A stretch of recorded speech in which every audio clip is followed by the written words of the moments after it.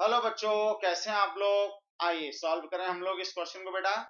And the question is match list first जिसमें compound given है with list second जिसमें oxidation state given है। ठीक है, oxidation state of nitrogen, nitrogen की ऑक्सीडेशन स्टेट गिवन है। And select the correct answer using the codes given below. हमें correct answer यहाँ पर फाइंड आउट करना है सही कोड को सिलेक्ट करके कि करेक्ट आंसर क्या होगा।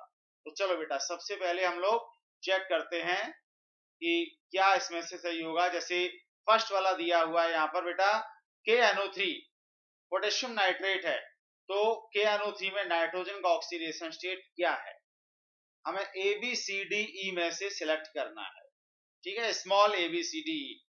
अब देखो जरा, KNO3 में यहां पर लिख रहा हूं KNO3 में नाइट्रोजन का ऑक्सीडेशन स्टेट बेटा कितना है।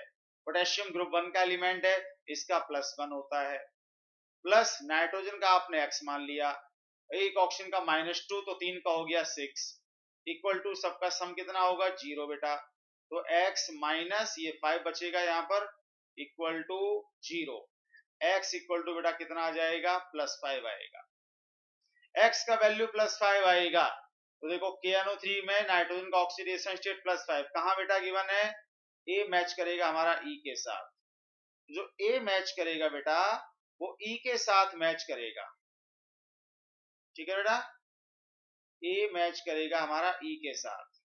कहां दिया हुआ है, A मैच करेगा E के साथ। अब आंसर या तो फर्स्ट या सेकंड है, थर्ड और फोर्थ तो हो नहीं सकते हैं, थर्ड फोर्थ नहीं हो सकते हैं। आंसर या तो 1 है या 2 है। ये हमने एक कंपाउंड के नाइट्रोजन के ऑक्सीडेशन को पता करके हम आइडिया लगा लिया कि हमारा या तो फर्स्ट या सेकंड है। ओके, अब हम करते हैं दूसरा वाला। दूसरा कंपाउंड है HNO2। तो सेकंड कंपाउंड देखिए HNO2। HNO2 में नाइट्रोजन का ऑक्सीडेशन स्टेट कितना होगा, चलिए निकालते हैं।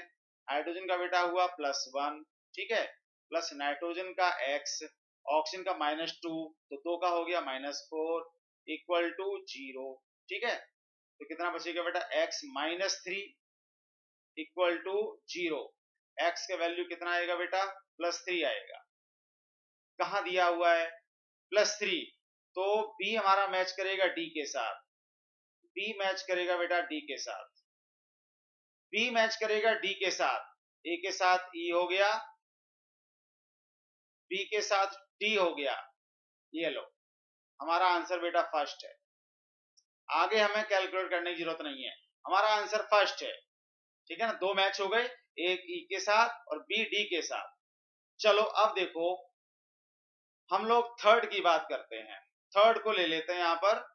और थर्ड हमारा क्या है NH4Cl। तो NH4Cl में नाइट्रोजन का ऑक्सीडेशन नंबर कितना है, निकाल लीजिए। नाइट्रोजन का X हो गया, हाइड्रोजन का 4 हो जाएगा, एक हाइड्रोजन का +1 तो 4 का +4 हो जाएगा। क्लोरीन का -1, जनरली क्लोरीन ब्रोमीन आयोडीन इनका -1, फ्लोरीन का तो ऑलवेज -1, तो ये -1 हो गया और इक्वल टू बेटा कितना 0। सभी का जो सम होगा वो मॉलिक्यूल पर प्रेजेंट चार्ज के बराबर होता है और मॉलिक्यूल पर चार्ज बेटा हमेशा 0 होता है। कितना आया बेटा x +3 इक्वल टू 0।